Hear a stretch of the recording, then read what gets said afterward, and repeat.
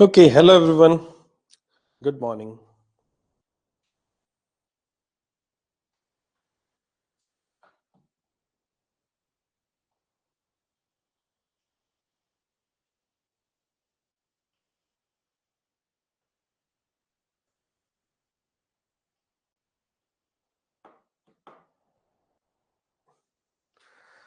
Okay नमस्कार दोस्तों, स्वागत है आप सभी का अनदर सेशन में, बैंकिंग और फाइनेंशियल अवेयरनेस के सेशन में स्वागत है आप सभी का। Good morning, good morning. Just एक मिनट वेट करते हैं, लोगों को ज्वाइन करने दीजिए, फिर स्टार्ट करते हैं।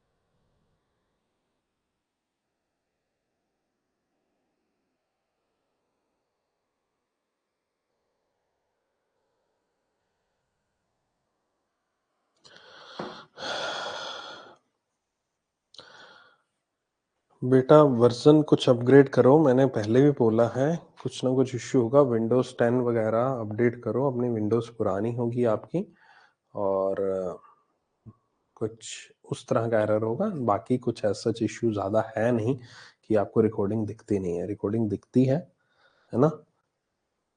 बिल्कुल दिखती है ना? ठीक है। क्योंकि कुकीज वगैरह डिलीट करो, कहीं ना कहीं आपके सिस्टम में कुछ ना कुछ एरर होगा। That is the main reason.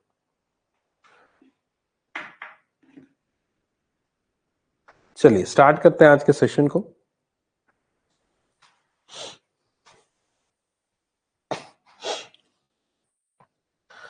कल के सेशन में किसी भी तरह का डाउट है, कुछ है तो पूछ लो, नहीं तो फिर हम आगे बढ़ते हैं आज के सेशन को लेकर।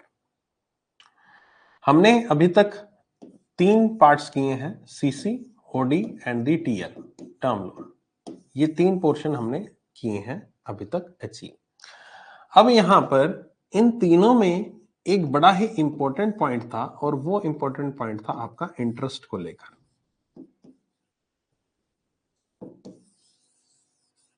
ब्याज, जिसको हम कहते हैं ना ब्याज, कि ब्याज यहां पर आपको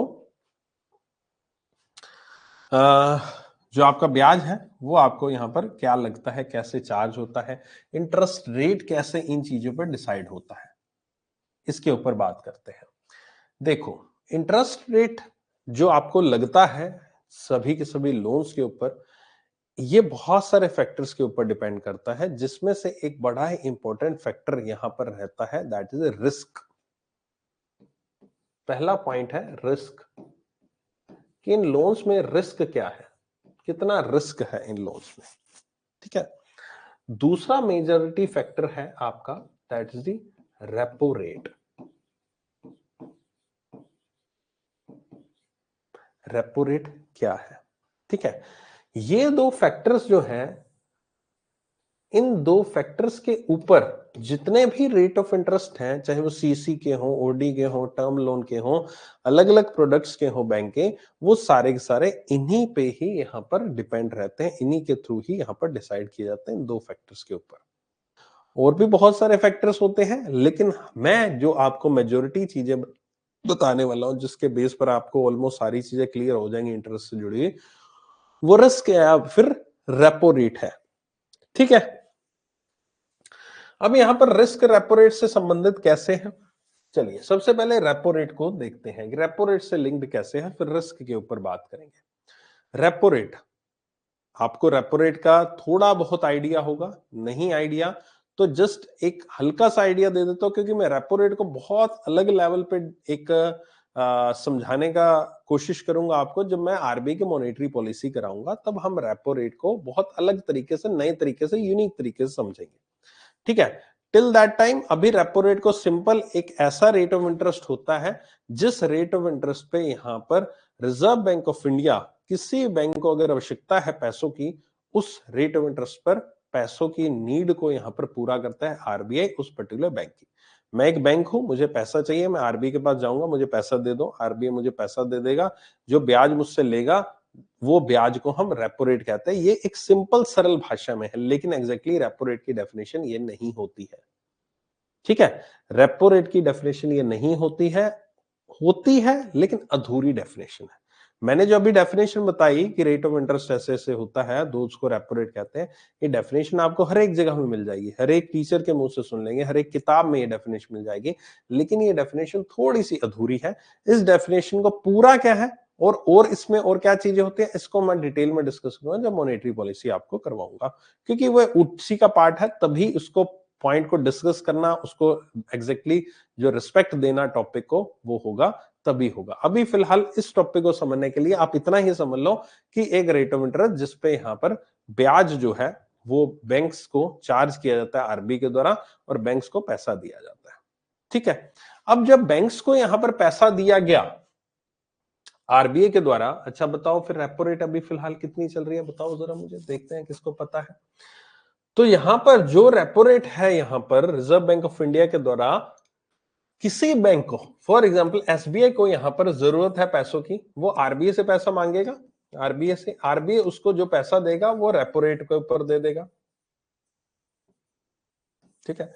अब एसबीआई का पैसा कहां से आया, एक तो आरबीआई के पास पैसा आया, आरबीआई से पैसा आया, और दूसरा उसका सोर्स ऑफ क्या है, सोर्स क्या है उसका पैसे का, वो है लोगों से उसने जो डिपॉजिट लिया। आप जैसे मेरे जैसे लोगों से जो बैंक डिपॉजिट एक्सेप्ट करता है, प्लस आरबीआई से जो वो पैसा लेता है, इन सबको मिलाकर उसके पास जो पैसा आया है उसी को आगे वो डिलीवर कर रहा है लोगों को लोन के फॉर्म में।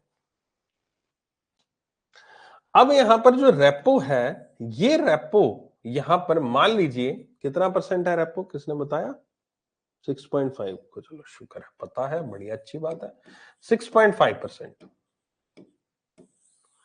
अब मान लीजिए आरबीआई ने एसबीआई को यहां पर 6.5% में यहां पर लोन दिया है, पैसा दिया है।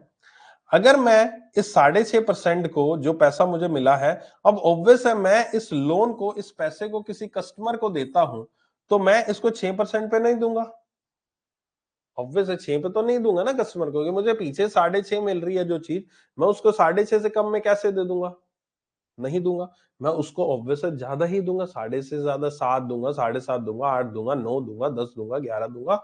ये तो एक नॉर्मल सा फंडा है कि भाई साहब मैं ज्यादा पे ही दूंगा।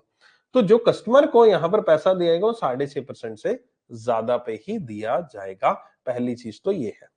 यानी कि अगर मान लो कल को रेपो जो है 7% हो जाती है, तो जो कस्टमर को जो पैसा दिया जाना वो 7% से ऊपर ब्याज चार्ज किया जाएगा, यानी कस्टमर को जो पैसा पहुंचना, जो ब्याज है वो हम ज्यादा चार्ज करेंगे in comparison to the previous one. यानी कि रेट ऑफ इंटरेस्ट में बढ़ोतरी हो जाएगी कस्टमर के पॉइंट ऑफ व्यू से। पहले कस्टमर को मान लीजिए मैं 7 पे देता था, अब मैं 7.5 पर दूंगा, रेपो से ऊपर ही दूंगा, और बीच में रेपो से ऊपर बीच में मैं क्या रखूंगा, बीच में अपना प्रॉफिट भी तो रखूंगा। ऐसा तो है नहीं 6.5% से पीछे से मिला 6.5 पे दे दूंगा, मैं कमाऊंगा क्या, कुछ बीच में मार्जिन, कुछ प्रॉफिट भी तो रखूंगा अपना, कि 6.5 चल 7 दे देते हैं, चल 7.5 दे देते हैं, बीच में कमाई भी तो करनी है। मैं काम किस लिए कर रहा हूं, मैं कमर्शियल बैंक हूं, commercial bank profit making agency, तो मुझे करना ही है, राइट, ठीक है। हाँ बिल्कुल। सो ये चीज यहां पर इतनी समझ में आ गई। अब यहां पर जो बैंक यहां पर रेट ऑफ इंटरेस्ट चार्ज करता है किसी भी कस्टमर से, the minimum rate of interest जो एक कस्टमर से चार्ज किया जाता है बैंक्स के द्वारा, उस मिनिमम आरओआई को हम कहते हैं RLLR, repo linked lending rate. क्या कहते हैं, रेपो लिंक्ड लेंडिंग रेट उसको कहा जाता है आपका। ये डेफिनेशन होती है आपकी RLLR की, जिस रेट ऑफ इंटरेस्ट पे the minimum rate of interest which is charged by the bank from the customer, the minimum rate of interest, the minimum benchmark जो है वो यहां पर जिस किसी भी लोन का minimum benchmark, minimum rate of interest जिस पे यहां पर कस्टमर से चार्ज किया जाता है वो लोन, उस मिनिमम बेंचमार्क को हम RLLR कहते हैं, रेपो लिंक्ड लैंडिंग रेट। यानी कि ये जो RLLR है ये निर्भर है किस पर, रेपो के ऊपर निर्भर है, इसका नाम ही रेपो लिंक्ड है। तो ये RLLR किस पे निर्भर हुआ, रेपो के ऊपर निर्भर हुआ। रेपो जैसे जैसे इंक्रीज या डिक्रीज होगा उसके अकॉर्डिंग ये RLLR भी इंक्रीज या डिक्रीज होगा ही होगा। तो ये RLLR जो है इसकी जो कैलकुलेशन है ये सभी बैंक्स अपने अपने लेवल पर अपने अपने तरीके से करते हैं। कैसे भला, इसकी जो कैलकुलेशन है, मान लीजिए मैंने 6.5% रेपो है और मैं RLLR डिसाइड कर लेता हूं 6.5%, 7.5%, ये मेरा रेपो है, ठीक है, और मैंने RLLR जो है वो मैंने कर दिया 7.5%, ठीक है। Just give me a second.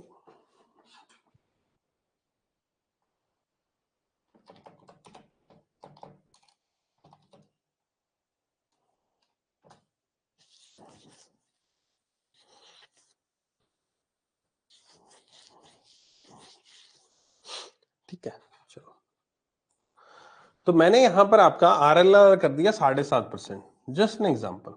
अब यहां पर 1% का डिफरेंस है टोटल दोनों के बीच में।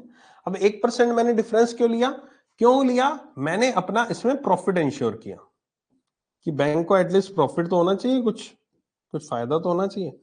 प्रॉफिट इंश्योर किया, किसी भी तरह का और खर्चा मैंने इंश्योर किया कि भाई साहब खर्चा वर्चा भी तो होगा कोई, 6.5 को 7.5% बीच में 1% का कोई खर्चा है, कोई इंप्लॉई कॉस्ट है वगैरह वगैरह, बहुत सारी और चीजें होंगी जो इसके अंदर मुझे इंक्लूड करनी पड़ेंगी 1% के अंदर, और फिर जाके मुझे कोई प्रॉफिट भी बनेगा, ठीक है। तो ये चीज यहां पर इसलिए कुछ डिफरेंस के साथ की जाती है, RLLR को कुछ डिफरेंस रखा जाता है रेपो रेट के ऊपर, ताकि हमारा जो खर्चा है, एक्सपेंसेस है, वो भी निकल जाए और कुछ जो बचा हुआ पैसा है उससे हमें प्रॉफिट भी बन जाए, ठीक है। तो क्या सर फिर जितने भी टाइप ऑफ लोन होते हैं, चाहे वो सीसी है, चाहे ओडी है, चाहे टर्म लोन है, क्या वो सारे के सारे लोन RLLR पे दिए जाते हैं? मन में सवाल आ सकता है आपके कि सर फिर सारे लोन क्या RLLR पे दिए जाते हैं? तो उसका आंसर है नो, नहीं। जितने भी लोन्स हैं, सीसी हो, ओडी हो, टर्म लोन हो, वो सारे के सारे RLLR पर नहीं दिए जाते हैं, ठीक है। ये किस किस पर दिए जाते हैं, ये सब अलग अलग वेरिएशन होता है इनमें, दैट इज ए वेरिएशन। ये वेरी करते हैं यहां पर बैंक टू बैंक, ये वेरी करते हैं प्रोडक्ट टू प्रोडक्ट, ये वेरी करते हैं स्कीम टू स्कीम, और ये वेरी करते हैं कस्टमर टू कस्टमर। कुछ ऐसे लोन होते हैं, कुछ ऐसे टाइप ऑफ प्रोडक्ट होते हैं, कुछ ऐसे टाइप ऑफ कस्टमर होते हैं जिनको मैं RLLR पर भी लोन दे सकता हूं, देता हूं, लेकिन RLLR से नीचे नहीं दे सकता, RLLR से नीचे नहीं देता। कुछ ऐसे कस्टमर होते हैं जिनको RLLR के भी ऊपर मैं 2%, 3% चार्ज कर लेता हूं, 1% चार्ज कर लेता हूं, ये सब चीजें। अब सर ये जो RLLR के ऊपर चार्ज है, RLLR पे देना तो समझ में आता है, चलो सब कुछ इंश्योर कर लिया, एक्सपेंसेस बैंक के, हमारे स्टाफ के एक्सपेंस, सैलरी वैलरी, खर्चा वर्चा बैंक का सब निकाल के हमने बीच में एक प्रॉफिट भी इंश्योर कर लिया और हमने उसको RLLR पे दे दिया, तब भी बैंक प्रॉफिट में है। तो सर फिर उसके ऊपर ओवर एंड अबव करने की क्या जरूरत है? मतलब अगर मान लीजिए कोई मेरे से टर्म लोन लेने आया, तो मैंने उसको हाउसिंग लोन जो दे रहा हूं मैं RLLR के भी ऊपर 2% का दे रहा हूं, मैं 2% और चार्ज कर रहा हूं RLLR के ऊपर। सर ऐसा क्यों, वाई दिस इज, ये क्यों किया जाता है? इसका जवाब है दिस वन, रिस्क। रिस्क कैसा रिस्क? मैं एज अ कस्टमर बैंक के पास जाता हूं, फॉर एग्जाम्पल मेरी महीने की सैलरी है 50,000 रुपए, साल का मैं 6 लाख रुपए कमाता हूं, ठीक है। एक कोई और पर्सन बैंक के पास जाता है लोन लेने के लिए, वो बोरोवर जो है वो यहां पर महीने का 30,000 रुपए कमाता है, तकरीबन 3.5 लाख रुपए साल का कमाता है, ठीक है। मैं 6 लाख कमाता हूं, 3.5 लाख कमाता है, ठीक है। मेरा प्रोफेशन है, मान लीजिए मैं टीचिंग कर रहा हूं, ठीक है। वो 3.5 लाख पर्सन का, मैं प्राइवेट एम्प्लॉय हूं, ठीक है। और जो 3.5 लाख कमा रहा है वो कोई गवर्नमेंट सेक्टर में है, गवर्नमेंट एम्प्लॉय है, अभी उसकी जॉब लगी है। मैं बैंक के पास जाता हूं हाउसिंग लोन लेने और एक वो कस्टमर जा रहा है हाउसिंग लोन लेने। मेरे हम केस देखते हैं, ये भी मैं लिख देता हूं केस, है ना, आपको बड़ा एक केस स्टडी ही करते हैं, ठीक है। ए कस्टमर है, बी कस्टमर है, ठीक है। ए कस्टमर जो है वो यहां पर आपका एक प्राइवेट एम्प्लॉय है, प्राइवेट सेक्टर में है, ये गवर्नमेंट सेक्टर में है। इसकी सैलरी यहां पर 50,000 रुपए पर मंथ है, इसकी सैलरी यहां पर तकरीबन 30,000 रुपए पर मंथ है, ठीक है। इसकी जो एज है वो 35 साल है, इसकी एज जो है 25 साल है। इस पर्सन ने पहले एक लोन ले रखा है, जो लोन उसका तकरीबन 2 साल से चल रहा है। एक लोन ऑलरेडी ले रखा है उसने, फॉर एग्जांपल उसने व्हीकल लोन ले रखा है जो पिछले 2 साल से चल रहा है। और इसने कोई लोन नहीं ले रखा, कोई लोन नहीं है, बिल्कुल अभी अभी यहां पर इसने शुरुआत ही करी है, ठीक है। पहला लोन लेने जा रहे हैं, हाउसिंग लोन लेने जा रहे हैं दोनों, ठीक है। हाउसिंग लोन की केस स्टडी है ये। और क्या फैक्टर ले सकते हैं, ठीक है। इसके पर्सन की फैमिली है पूरी, बीवी है, 2 बच्चे हैं, एक वाइफ, यानी कि टोटल 3 पर्सन जो इसके ऊपर डिपेंड है, 3 डिपेंडेंट। और इसके ऊपर इसके नो डिपेंडेंट, माता पिताजी को मैं डिपेंडेंट अब इसमें काउंट नहीं कर रहा, माता पिताजी अपना कमा रहे हैं, अपना खा रहे हैं, ठीक है, बढ़िया चल रहा है।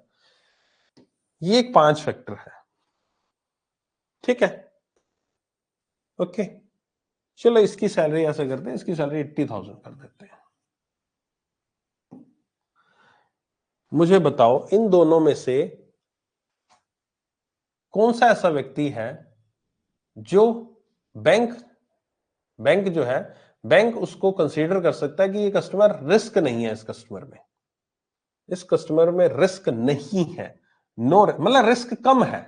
दोनों के कंपैरिजन में किस कस्टमर का बैंकर के हिसाब से रिस्क कम लगेगा उसको?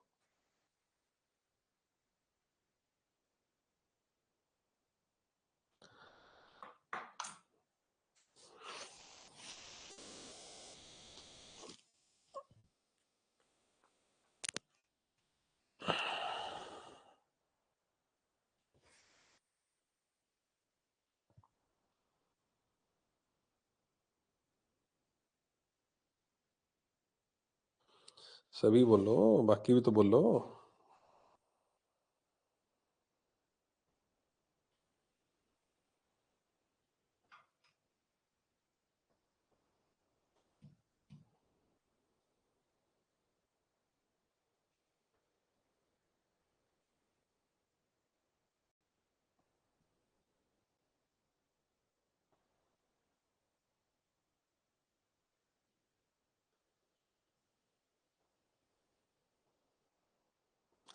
सभी लोग बी कह रहे हैं, एक व्यक्ति ने ए बोला था, बाकी सभी लोग बी कह रहे हैं, ठीक है।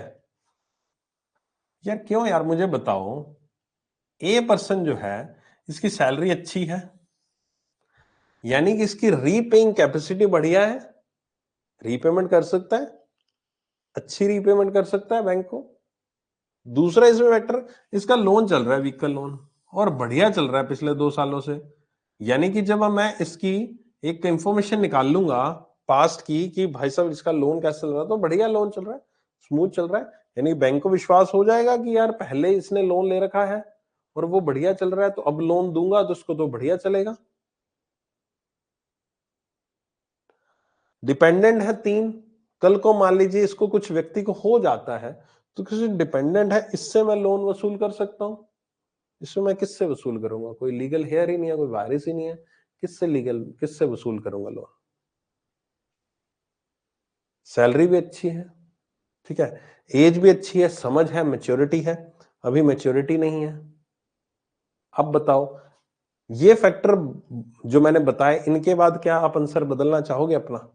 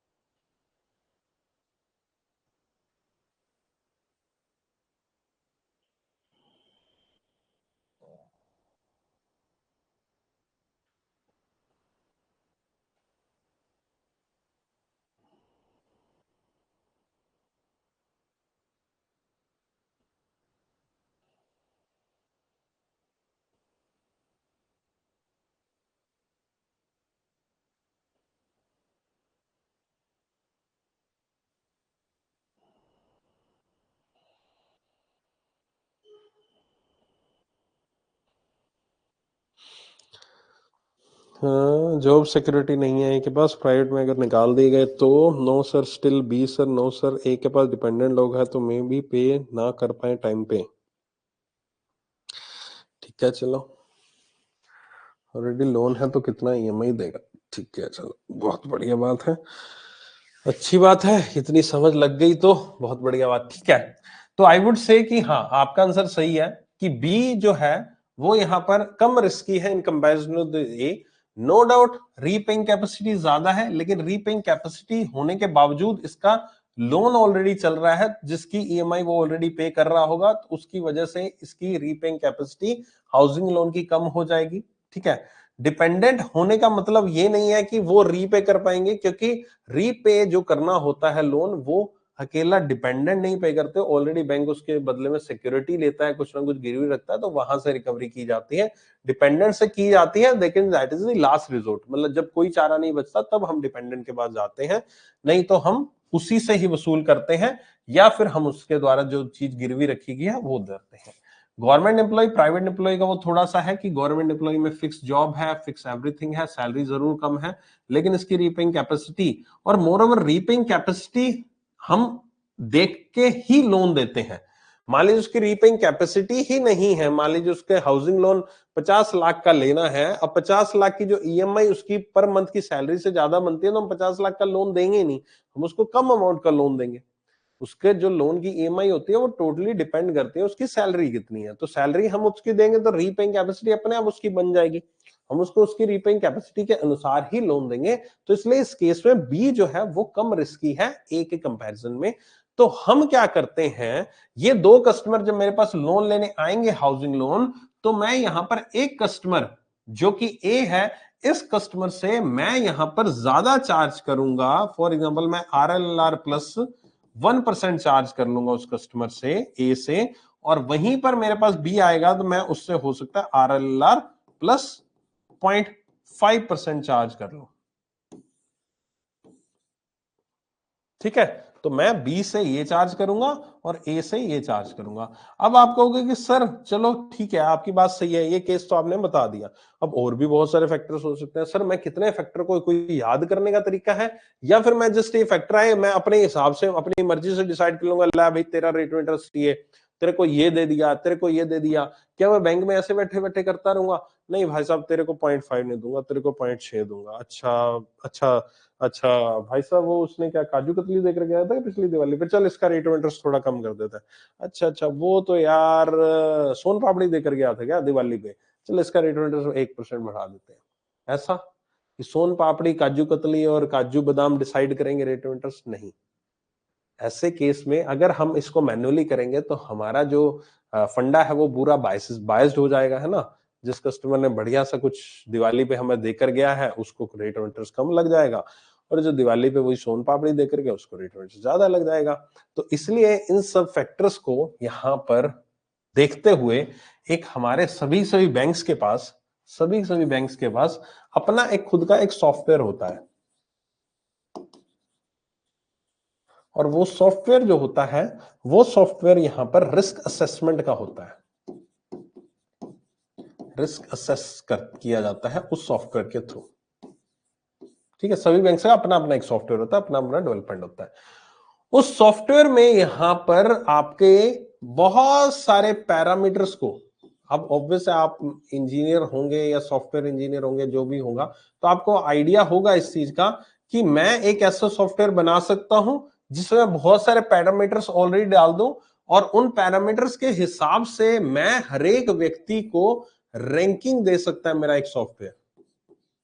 ऐसा कुछ एक सॉफ्टवेयर बन सकता है बड़ा इजीली, कोई दिक्कत नहीं है कि भाई साहब पैरामीटर मान लीजिए वो उसके ऊपर डिपेंडेंट है, तो मैं उसका स्कोर कितना करूंगा डिपेंडेंट के हिसाब से। अगर उसका लोन चल रहा है मैं उसका स्कोर कितना करूंगा, मैं उसकी एज इतनी है, इतने से इतनी है तो उसका स्कोर ये रहेगा, उसकी इनकम इतनी है इतना रहेगा, प्राइवेट है पब्लिक सेक्टर है क्या स्कोर रहेगा।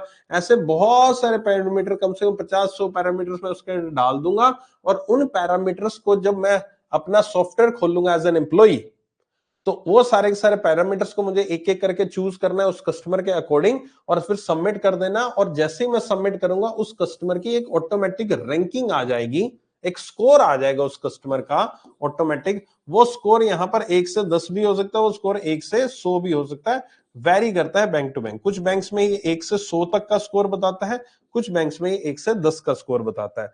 तो जैसे जैसे उसका स्कोर होगा, है ना, अब मान लीजिए 1 से 10 का स्कोर है तो किसी बैंक्स में 1 को बेस्ट कहते हैं, 10 को वर्स्ट कहते हैं, और कुछ बैंक्स में जितना ज्यादा स्कोर होगा उतना वो कस्टमर कम रिस्की होता है, और इसमें जस्ट अपोजिट होता है। तो ये अगर जितना ज्यादा स्कोर होगा उतना कम रिस्की होगा, तो जितना स्कोर ज्यादा है उतना कम रिस्की है और उतना कम रेट ऑफ इंटरेस्ट उससे चार्ज किया जाएगा। मान लीजिए मेरा स्कोर 75 आता है तो बैंक ने अपने एक हेड ऑफिस लेवल पे एक सर्कुलर निकाला है, उसके तहत यहां पर आपका बैंक ने ये कह रखा है कि भाई साहब किसी का अगर स्कोर 50 से 55 आता है तो उसको ये आरएलआर प्लस इतने परसेंट चार्ज करना है, जिसका 55 से 65 आता है उसको आरएलआर प्लस ये चार्ज करना है, 75 आता है तो ये चार्ज करना है, 90 आता है तो ये चार्ज करना है। तो जैसे जैसे स्कोर बढ़ता रहेगा वैसे वैसे आरएलआर की परसेंटेज डिक्लाइन होती रहेगी। ये पूरा पूरा एक चार्ट बैंक अपने एम्प्लॉइज को यहाँ पर रेफरेंस के पॉइंट ऑफ व्यू से देता है, और उसी रेफरेंस के पॉइंट ऑफ व्यू से आपको उनसे आरएलआर चार्ज करना है, ना कि यहां पर गुलाब जामुन, सोन पापड़ी और काजू कतली के हिसाब से चार्ज करना है। ठीक है, समझ गए मेरी बात क्या मैं कहना चाहता हूं? तो ये कंसेप्ट होता है आपका रिस्क असेसमेंट करने का, कि वो कस्टमर के कितना रिस्की है, कस्टमर कितना ज्यादा रिस्की होगा, इस स्कोरिंग मॉडल के हिसाब से उतना ही ज्यादा उससे हम रेट ऑफ इंटरेस्ट चार्ज करेंगे उस कस्टमर से। और ये रिस्क जो है ना ही केवल डिपेंड करता है कस्टमर के ऊपर, ये रिस्क यहां पर टाइप ऑफ लोन के ऊपर भी डिपेंड करता है। फॉर एग्जांपल एक व्यक्ति जो कि पर्सनल लोन लेने आता है मुझसे, पर्सनल लोन में किसी भी तरह की सिक्योरिटी नहीं दी जाती है, गिरवी नहीं रखी जाती, उसमें केवल आपकी सैलरी के हिसाब से, आपके एम्प्लॉयर के हिसाब से आपको लोन दिया जाता है। तो उसमें रेट ऑफ इंटरेस्ट ज्यादा होता है क्योंकि उसमें गिरवी नहीं रखी जाती चीजें, तो उसमें भी रिस्क ज्यादा है। तो in comparison the housing loan, personal loan का जो रेट ऑफ इंटरेस्ट होता है वो ज्यादा होता है। व्हीकल लोन का रेट ऑफ इंटरेस्ट भी आपका पर्सनल लोन से कम होता है। Personal loan is that kind of loan जिसका रेट ऑफ इंटरेस्ट सबसे ज्यादा होता है। अगर आप एक बैंक के लोन्स का चार्ट निकालें, लोन्स का चार्ट निकाला तो उसमें सबसे ज्यादा जो रेट ऑफ इंटरेस्ट आपको मिलेगा हाईएस्ट साइड पर, वो पर्सनल लोन का मिलेगा। ठीक है, बाकी बैंक, बाकी जो प्रोडक्ट होता है, हाउसिंग लोन हुआ, ओडी हुआ, सीसी हुआ, इनका रेट ऑफ इंटरेस्ट आपका यहाँ पर थोड़ा सा कम लेवल पे होता है। और यही चीज देखो, मैंने आपको कल सीसीओडी बताया था, जिसमें सीसीओडी मैंने कहा था कि पर्सन फिर ओडी ले ले, सीसी क्यों ले रहा है, ये मैंने आपको बताया था। और मैंने कहा था कि उसमें यहां पर ओडी के केस में फॉर्मेलिटीज कम है तो उसमें रिस्क ज्यादा बढ़ जाता है। मैंने ये शब्द कल भी इस्तेमाल किया था, रिस्क ज्यादा बढ़ जाता है, इसलिए ओडी का रेट ऑफ इंटरेस्ट जो है वो सीसी के मुकाबले में ज्यादा होता है।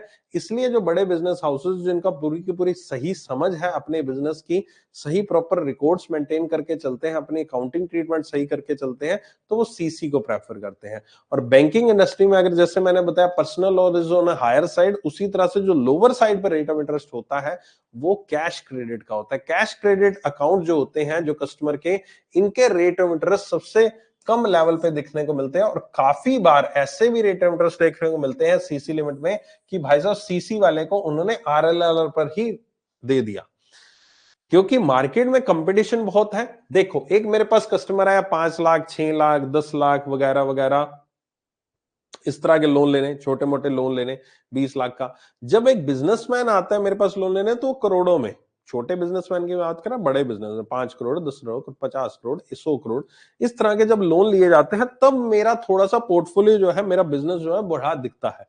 तो ऐसे कस्टमर को अट्रैक्ट करने के लिए सभी बैंक जो है अपना अपना यहाँ पर जो है आरएलएलआर तक आने के लिए रेडी हो जाता है किसी भी मोमेंट तक। इवन वो आरएलआर तक बहुत सारे बैंक जो है, प्राइवेट बैंक जो है, वो कस्टमर को ये कहता है हमारा आरएलआर ये है, 7% है, 6.80 है, 6.5 है, आप आओ 6.5 पे आपको देते हैं। दूसरा बैंक 6.5 प्लस 0.10 ले रहा है उनसे, वो बैंक्स वो कहते हैं नहीं आप आरएलआर पे आ जाओ, दैट्स इट, हम उससे ऊपर आपसे चार्ज नहीं करेंगे।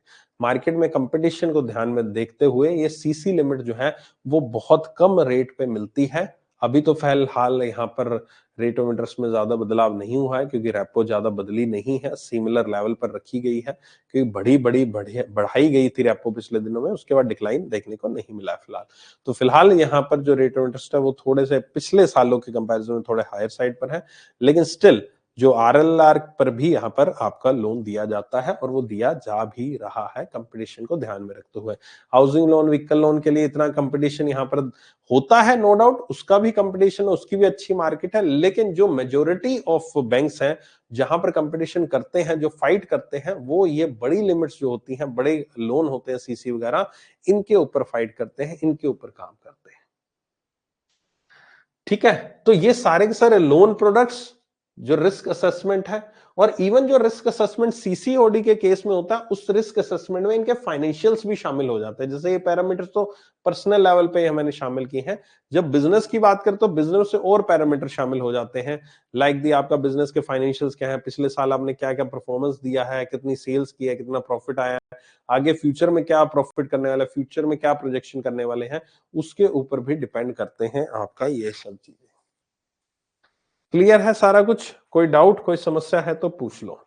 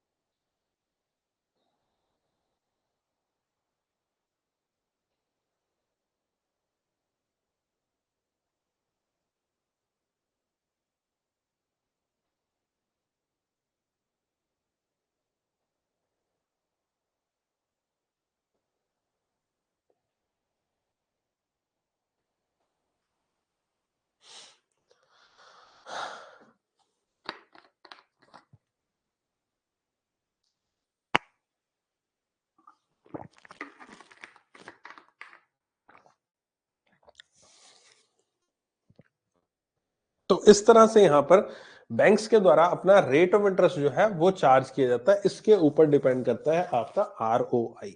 आरओआई मतलब रेट ऑफ इंटरेस्ट। ठीक है, ये पूरा पूरा आरओआई का कंसेप्ट आपके सामने मैंने अभी लेकर आया हूं। ठीक है, अब अगले कंसेप्ट पे चलते हैं, और वो कंसेप्ट यहां पर आपका रिलेटेड है, एक बड़ा ही इंपॉर्टेंट फैक्टर होता है, और वो इंपॉर्टेंट फैक्टर होता है लोन को एसेस करने का, that is CIR, credit information report. ठीक है, क्रेडिट इंफॉर्मेशन रिपोर्ट क्या होती है? मैंने अभी पिछले केस में जो आपको एक केस स्टडी दी थी ए और बी की, उसमें मैंने एक चीज लिखी थी कि इस पर्सन का ऑलरेडी लोन चल रहा है, इस पर्सन का लोन नहीं चल रहा।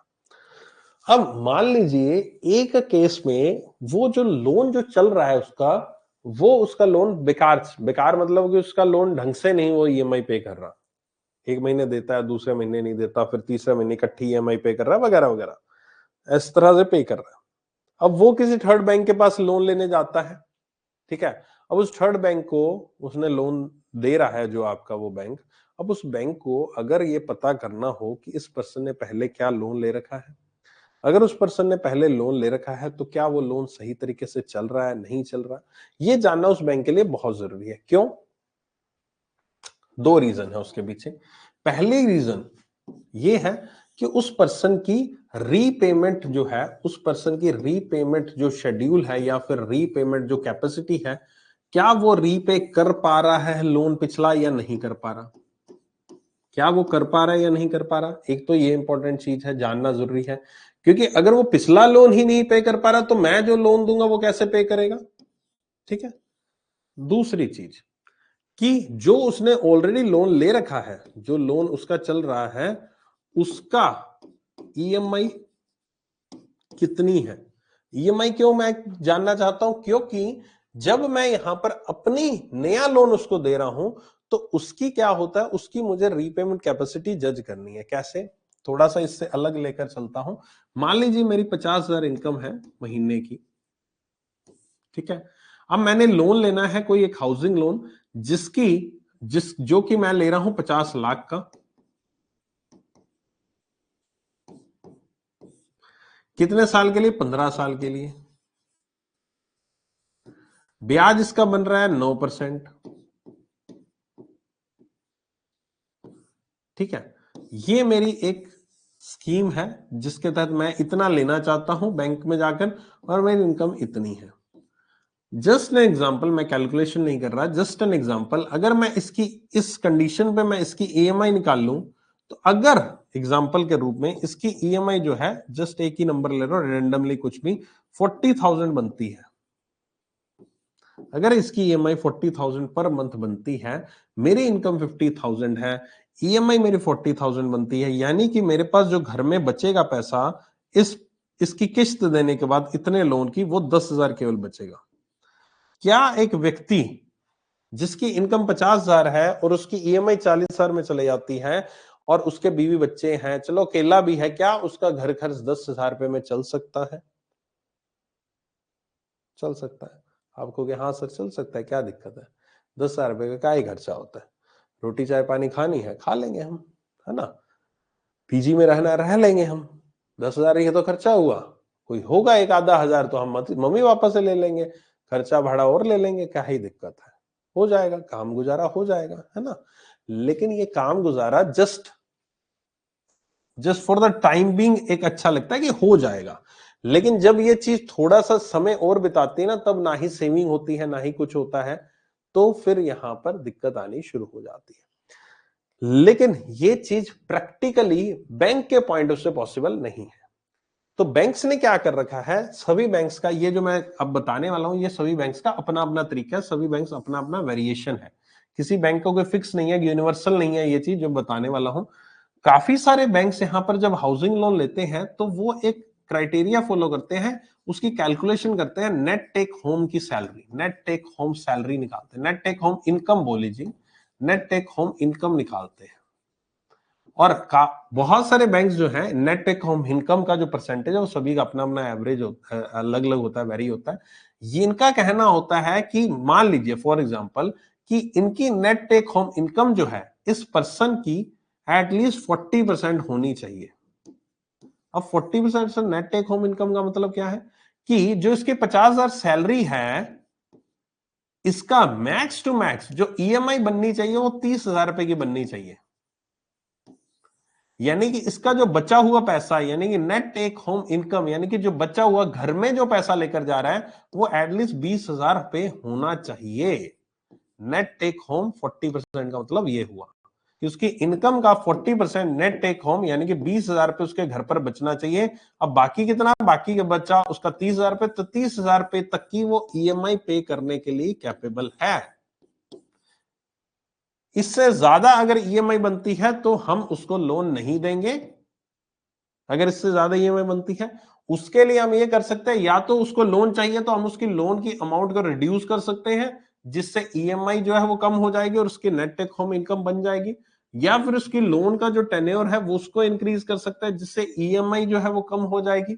या फिर अगर उसको रेट ऑफ इंटरेस्ट ज्यादा मिल रहा है, तो हम उसको कह सकते हैं रेट ऑफ इंटरेस्ट ज्यादा है, कम कराना है। कम हो नहीं सकता, पहले में रेट ऑफ इंटरेस्ट कम हो नहीं सकता, तो ये पॉइंट तो कंसीडर ही नहीं होगा।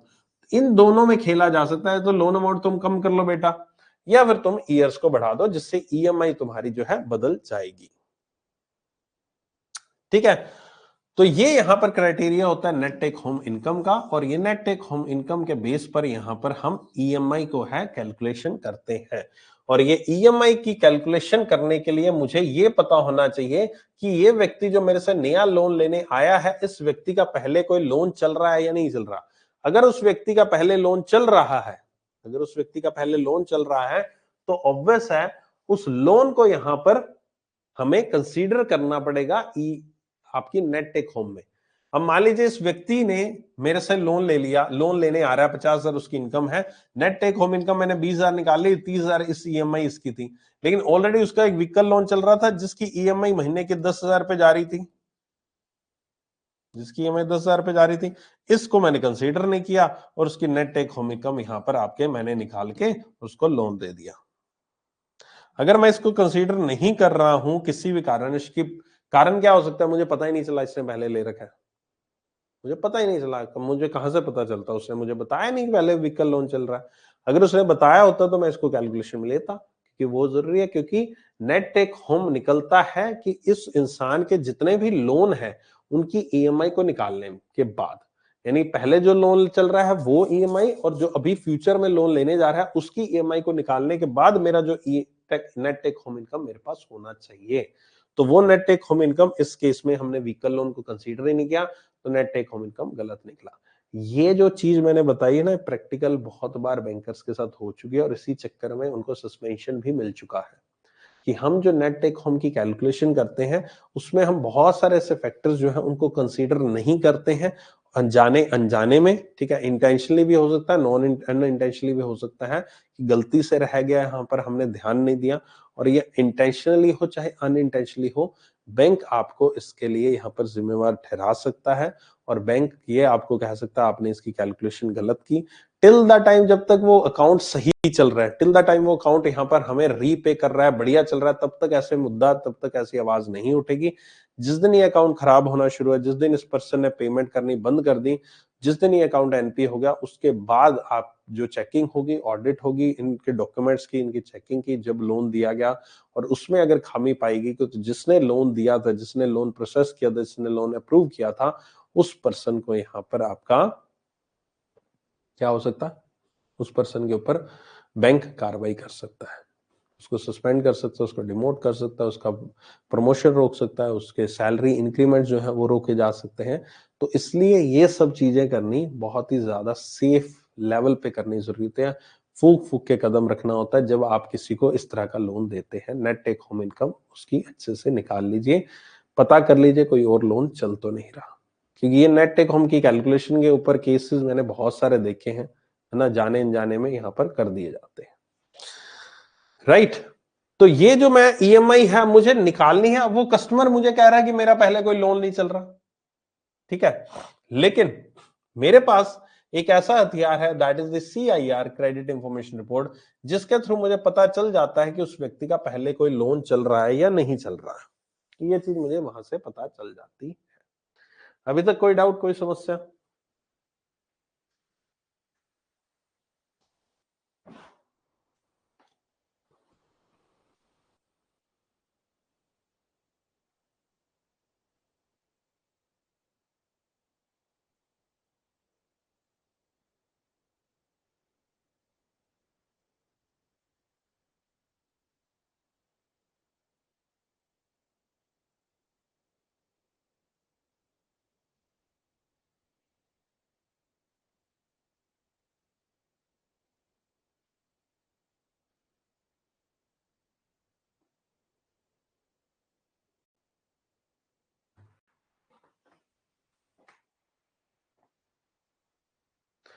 ओके, ठीक है, अब आते हैं हम इसी CIR पे, ठीक है, ये चीज तो होगी। अब आते हैं हम CIR पे। CIR आखिरकार है क्या? क्रेडिट इंफॉर्मेशन रिपोर्ट यहां पर एक व्यक्ति की जितना भी उसने लोन ले रखा है कहीं से, लोन की उसकी हिस्ट्री, उसने जो लोन ले रखा है उसकी पूरी की पूरी हिस्ट्री, लोन ले कहां से रखा है, कौन से बैंक से ले रखा है, कितनी अमाउंट का लोन है, ठीक है, कितने रेट ऑफ इंटरेस्ट पे ले रखा है, कितनी ईएमआई चल रही है, क्या तुमने वो लोन जो है वो सही तरीके से पे किया है, नहीं किया है, ये सब चीजें यहां पर इस लोन की हिस्ट्री में यहां पर कवर की जाती है, और क्रेडिट इंफॉर्मेशन रिपोर्ट ये चीज प्रोवाइड कराता है। अब क्रेडिट इंफॉर्मेशन रिपोर्ट आएगी कहां से? मेन बात ये है, कहां से आएगी सर? ये क्रेडिट इंफॉर्मेशन रिपोर्ट जो हमें मिलती है, इसके लिए यहां पर टोटल इंडिया में 4 कंपनीज हैं जो ये प्रोवाइड कराती हैं। पहली कंपनी का नाम है सिबिल, दूसरी कंपनी का नाम है क्रिफ हाईमार्क,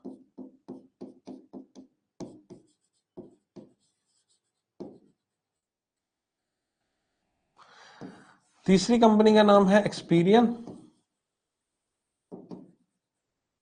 और चौथी कंपनी का नाम है, क्या नाम है? सिबिल, क्रिफ हाईमार्क, एक्सपीरियन, और क्या नाम है?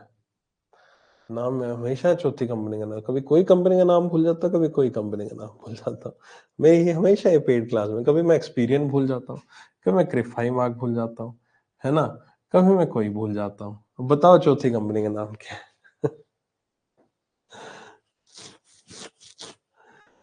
ठीक है, तो ऐसी ये 4 कंपनीज हैं, चौथी का नाम अभी कोई ना कोई तो बता ही देगा, ठीक है, क्योंकि क्लास में मैंने पहले किसी ने तो कर रखी होगी क्लास। सिबिल, क्रिफाइमार्क, एक्सपीरियन, और यहां पर चौथी है, बताओ भाई जल्दी से।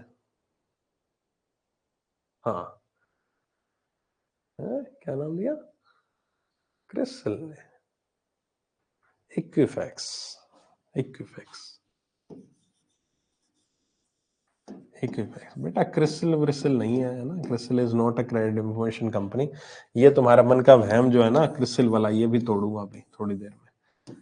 इस कोर्स को करने के बाद तुम्हारे मन के जो बहुत सारे वहम है ना वो टूटेंगे, वो भी टूटेगा। CRISIL is a credit information company. तो सिबिल, क्रिफाइमार्क, एक्सपीरियन, इक्विफैक्स, ये 4 कंपनीज हैं जो कि यहां पर आपकी क्रेडिट इंफॉर्मेशन रिपोर्ट आपको प्रोवाइड कराती है इंडिया में। ये सारी की सारी कंपनीज प्राइवेट एजेंसीज हैं, कोई भी गवर्नमेंट अंडरटेकिंग नहीं है। These are the private sector. But in private sector companies में यहां पर क्या है, जो शेयर होल्डिंग है इनमें वो बैंक्स की ही है। Private sector bank, public sector banks की ही शेयर होल्डिंग इनमें है। ठीक है, तो ऑलमोस्ट जो शेयर होल्डर हैं, जो मालिक हैं इस कंपनी के, वो अलग अलग बैंक्स ही होते हैं। इन चारों कंपनीज का यहां पर इन बैंक्स को, सभी से बैंक्स को मेंबर बनना पड़ता है। शेयर होल्डर तो है ही, वो तो कुछ ही बैंक्स होंगे, लेकिन बाकी सारे बैंक्स को इनका मेंबर बनना पड़ता है। अब मेंबर बनके इनको क्या फायदा? मेंबर बनके ये फायदा है कि मेरे पास कोई भी कस्टमर जब लोन लेने आता है, तो मैं इन चारों वेबसाइट्स के, मेरे पास यूजर आईडी पासवर्ड्स होते हैं एज ए एम्प्लॉई, ब्रांच को यूजर आईडी पासवर्ड साइन किए होते हैं, तो मैं इनके एक रिस्पेक्टिव पोर्टल है जो लिंक केवल और बैंक एम्प्लॉइज के लिए अवेलेबल होता है, उस लिंक पे जाकर अपने यूजर आईडी पासवर्ड डालकर इनकी वेबसाइट पे लॉगिन करता हूं। उसमें मैं कस्टमर की डिटेल डालता हूं, उसका नाम, अता पता, Aadhaar number, PAN card number, address वेड्रेस, कितने अमाउंट का लोन लेना है, क्या वगैरह, बहुत सारी डिटेल उसके अंदर डालता हूं, सबमिट करता हूं, तो मेरे सामने एक रिपोर्ट आ जाती है। उस रिपोर्ट को मैं CIR कहता हूं। ये जो CIR रिपोर्ट है, इसमें उस व्यक्ति की सारी डिटेल आ जाती है रिलेटेड टू दिस की लोन जो उसने पहले ले रखा है। उसने अगर लोन ले रखा है तो उसकी पूरी की पूरी कच्चा चिट्ठा सामने आ जाएगा, और अगर उसने लोन नहीं ले रखा है तो वो रिपोर्ट ब्लैंक आएगी, उसमें लिखा आएगा नो रिकॉर्ड्स फाउंड। ठीक है, अब ये जो रिपोर्ट है मैं किसी भी कंपनी की निकाल सकता हूं चारों में से, है ना। पहले के जमाने में क्या होता था, पहले का जमाना मतलब ऐसा सच कोई टाइम पीरियड नहीं है, लेकिन पहले क्या होता था, सिर्फ सिबिल जो है इसको ही एक होलसेल अथॉरिटी माना गया था, यानी कि सभी बैंक सिबिल ही निकालते थे और बाकी तीनों को इग्नोर करके रखा होता, जबकि ये तीनों भी बहुत पुरानी कंपनीज है। सिबिल के साथ ही मैक्सिमम बैंक्स का टाई अप होता था, तो वो नहीं करते थे। लेकिन आजकल यहां पर for being a safer side क्या किया जाता है, इन कंपनीज को भी फॉलो किया जाता है। तो आज की डेट में अगर बैंक्स के सर्कुलर्स आप देखो, अगर बैंक के मैक्सिमम बैंक्स के सर्कुलर देखो, तो वो क्या कहता है, वो उन्होंने एक पर्टिकुलर अमाउंट डिफाइन कर रखी है। फॉर एग्जांपल किसी भी बैंक ने डिफाइन कर रखी है, फॉर एग्जांपल अमाउंट 10 लाख रुपए की। अब ये अमाउंट क्या है सर? ये अमाउंट ये है कि वो कहते हैं अगर आपके पास कस्टमर आता है और उसके लोन की अमाउंट की वैल्यू जो 10 लाख से कम है, तो उसकी एक रिपोर्ट निकाल लीजिए और सिबिल निकाल लीजिए। सिबिल की वेबसाइट पे जाके उसकी रिपोर्ट निकाल लीजिए। अगर उसकी 10 लाख से ऊपर की अमाउंट है तो सिबिल तो एक निकालनी है, उसके साथ इन तीनों कंपनीज की कोई भी एक और रिपोर्ट निकाल लीजिए, तो डबल चेक हो जाएगा, 2 रिपोर्ट्स निकल जाएंगी। ठीक है, और 10 लाख से नीचे एक रिपोर्ट निकाल लीजिए। अब आपको, और ये चीज वेरी करती है बैंक टू बैंक, ठीक है, और प्रोडक्ट टू प्रोडक्ट भी, कस्टमर टू कस्टमर भी। अब आप कहोगे सर फिर 10 लाख क्या, फिर निकाल ही लो ना दोनों की दोनों, क्या ही दिक्कत है ना। दिक्कत इसलिए है क्योंकि जो भी रिपोर्ट यहां पर निकाली जाती है, इस रिपोर्ट को निकालने का एक खर्चा होता है, एक्सपेंस होता है। और आपको अगर खर्चे की बात करूं तो ये खर्चा 100 रुपए से लेकर 500 रुपए तक का होता है, 50 रुपए भी होता है। ठीक है, अलग अलग कस्टमर का डिपेंड करता है, अमाउंट के ऊपर डिपेंड करता है। तो 50 रुपए से लेकर 500 रुपए तक का खर्चा एक रिपोर्ट निकालने पर होता है। और ये खर्चा कौन देता है? कस्टमर बियर करता है। कस्टमर के अकाउंट से काटा जाता है कि भाई साहब तुम्हारी हमने रिपोर्ट निकाली थी CIR, तो रिपोर्ट निकाली थी 500 रुपए दो, तुम 2 रिपोर्ट निकाली थी 1000 रुपए प्लस GST देना पड़ेगा तुम्हें। कस्टमर देता है। ठीक है, यहां पर 1000 रुपए किसी एक व्यक्ति विशेष की इनकम होती है एक दिन की, है ना। और यहां पर 1000 रुपए मैं अकेला एक सिबिल निकालने पर ही लगा दूं, तो एक सोचने वाली बात है ना। तो इसलिए बैंक्स के द्वारा एक ही रिपोर्ट पे एम्फेसिस किया जाता है, लेकिन लोन अमाउंट जब थोड़ी बड़ी हो जाती है तो फिर 2 रिपोर्ट्स एम्फेसिस की जाती है। लेकिन सिबिल को तो एक प्रायोरिटी माना गया है कि सिबिल तो निकालनी है, उसके अलावा कुछ निकालना तो तीनों में से कोई एक निकाल सकते हो। ठीक है, तो ये मेंबर्स के पास ही अवेलेबल होती है। जो भी रिकॉर्ड आएगा उसका आ जाएगा।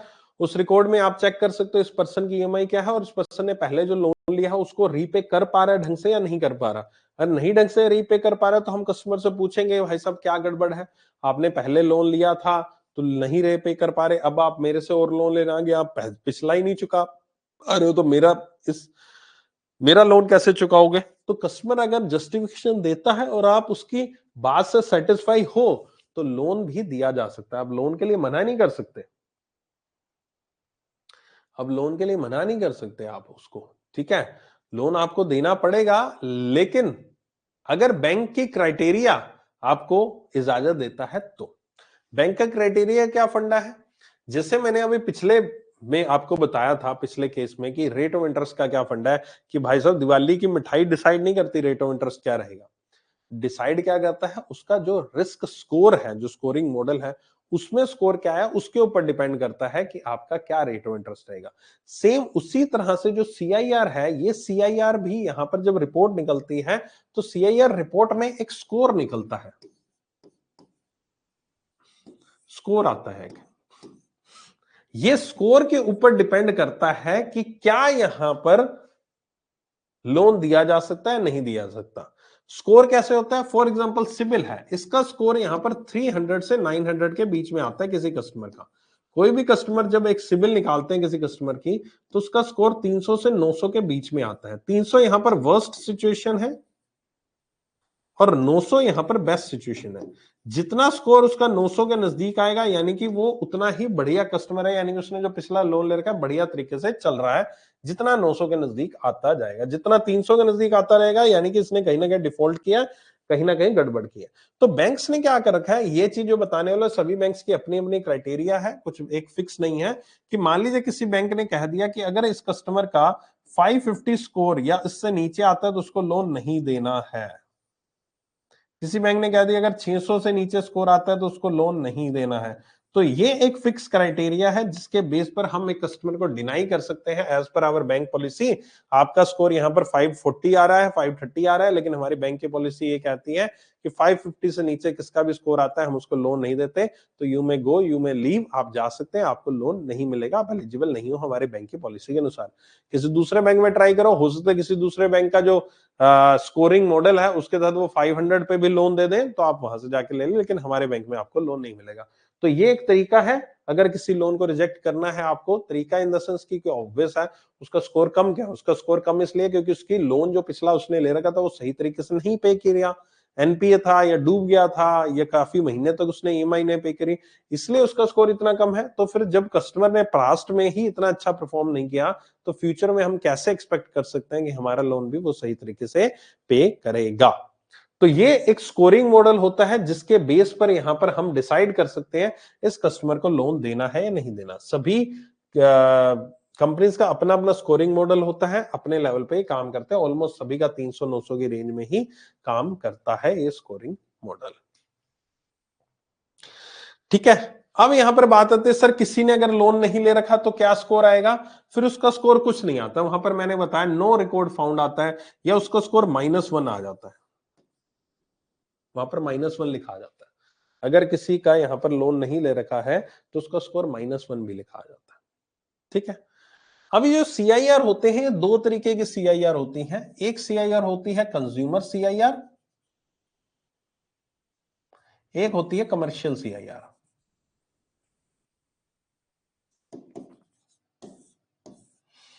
कंज्यूमर सीआईआर कमर्शियल सीआईआर के बीच में डिफरेंस क्या है। कमर्शियल सीआईआर होती है, मान लीजिए मैंने एक बिजनेस के पर्पज से लोन लेना है तो मैं अपनी फर्म के नाम से लोन लूंगा, बिजनेस के नाम से लोन लूंगा। फॉर एग्जांपल अगर लर्निंग नीति है, लर्निंग नीति का बिजनेस है, मैं बिजनेस लर्निंग नीति के नाम से लोन लूंगा। ठीक है, तो मैं लर्निंग नीति की जब मैं यहां पर सिविल चेक करूंगा तो that will be known as the commercial CIR. कि एक ऑर्गेनाइजेशन की जब मैं रिपोर्ट निकाल रहा हूं, सीआईआर निकाल रहा हूं, that is a commercial CIR. और मैं किसी इंडिविजुअल व्यक्ति विशेष की निकाल रहा हूं, कपिल काठपाल की, किसी भी एक व्यक्ति विशेष नाम से, है ना, उसकी निकाल रहा हूं, इंडिविजुअल एंटिटी की मैं रिपोर्ट निकाल रहा हूं, that will B consumer CIR, उसको कंज्यूमर सीआईआर कहते हैं। ठीक है, कमर्शियल सीआईआर के जो चार्जेस होते हैं वो ज्यादा होते हैं in comparison to consumer CIR. ठीक है, तो बिजनेस की ऑर्गेनाइजेशन की रिपोर्ट बताता है, इस ऑर्गेनाइजेशन ने अपने नाम से कौन कौन लोन ले रखे हैं, और कंज्यूमर सीआईआर मेरे पर्सनल नाम से मैंने कितने लोन ले रखे हैं उसके बारे में डिटेल बताता है। क्लियर है ये कंसेप्ट? किसी तरह को डाउट है तो पूछो। सर किसी का एनपीए होता है तो वो क्या कभी भी लोन नहीं ले पाएगा? ये बेटर डिपेंड करता है बैंक की पॉलिसी के ऊपर। बैंक की पॉलिसी क्या कहती है? सभी बैंक्स की अपनी अपनी पॉलिसी होती है, सभी बैंक्स का अपना अपना क्राइटेरिया होता है। मैंने यहाँ पर जब ये स्कोर बताया था तब भी मैंने यही बात की थी कि मान लीजिए उसका लोन एनपीए हो गया, तो एनपीए अगर लोन होगा तो उसका स्कोर वैसे भी इतना ज्यादा कम होगा कि बैंक की गाइडलाइंस में आएगा ही नहीं। ठीक है, हाँ, उसका स्कोर बाद में इंप्रूव हो गया तो बैंक कंसीडर कर सकता है उस कस्टमर को। लेकिन बैंक की पॉलिसी क्या कहती है? बैंक की पॉलिसी में अगर ये लिखा हुआ है कि कोई भी कस्टमर जिसका लोन एनपीए हो चुका है प्रीवियस पास्ट में, हमने उसको लोन नहीं देना है, तो बैंक फिर अपनी गाइडलाइन को फॉलो करेगा। या फिर ये लिखा हो सकता है कोई एनपीए हुआ तो उसको कंसीडर किया जा सकता है, तो फिर वो छोड़ दिया जाता है। जिस पर्सन ने प्रोसेस करना है लोन, जिस पर्सन ने अप्रूव करना है लोन, उसकी डिस्क्रिप्शन पे वो अपनी थिंकिंग के हिसाब से उसको लोन दे सकता है। कोई डाउट, कोई समस्या है तो पूछो, नहीं तो आज की क्लास में मैंने इतना ही है, इतना ही करवाना था। कल हम नेक्स्ट टॉपिक, कल तो क्लास नहीं है, मंडे से हम नेक्स्ट टॉपिक पे क्लास करेंगे। आज की क्लास में कुछ समस्या है पूछो, नहीं समस्या तो आप जा सकते हो, मेरी तरफ से क्लास यहाँ पर समाप्त होती है।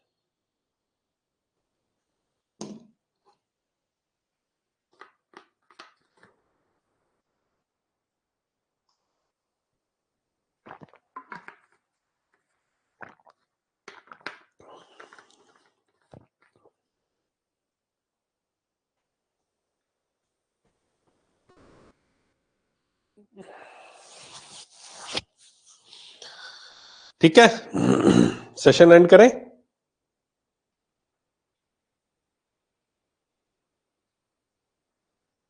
चलिए, शुक्रिया, धन्यवाद, thank you so much.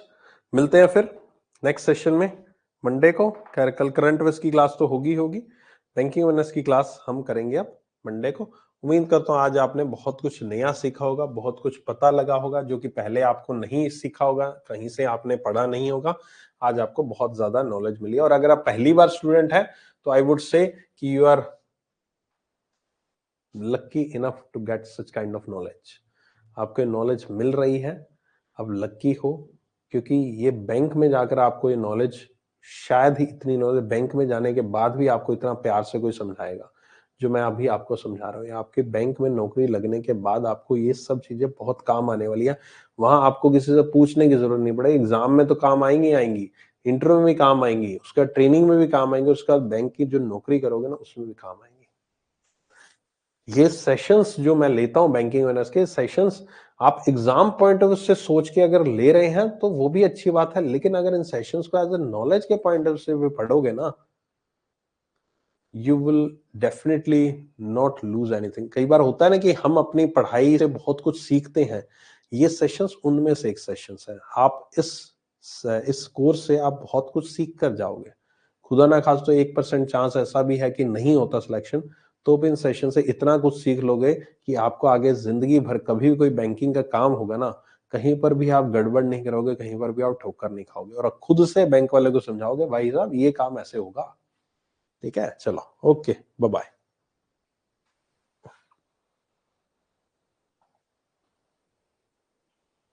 Sir इतना सब के बाद में नीरव मोदी वाला केस हो जाता है? मैंने बेटा वही बात की थी, इंटेंशनली और अनइंटेंशनली। मैंने इंटेंशन और अनइंटेंशन दोनों वर्ड यूज किए थे। तो वो जो केस हुआ था उसके ऊपर डिस्कशन करूंगा, लेकिन वो इंटेंशनली हुआ था, इसलिए ये सब चीजें हुई थी।